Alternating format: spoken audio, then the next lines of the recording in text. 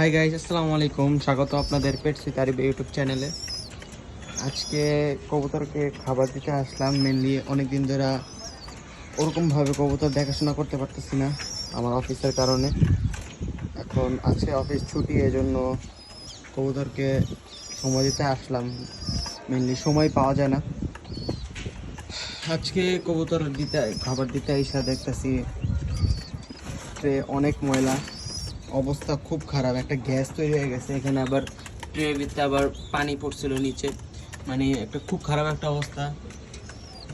আসলে নিজে যদি কবুতর না পালা যায়, অন্যের দ্বারা কবুতর পালা হয় না। যেটা অন্যের উপর দায়িত্ব দিলেও এটা হয় না, কারণ নিজের জিনিস নিজের কাছে সবচেয়ে ভালো একটা আইডিয়া নিয়ে বুঝ নিয়ে করতে পারে। অন্যরা হেল্প করতেছে এটাই অনেক। আসলে কে কার জন্য হেল্প করে এটাই অনেক, এর থেকে বেশি আর কিছু না।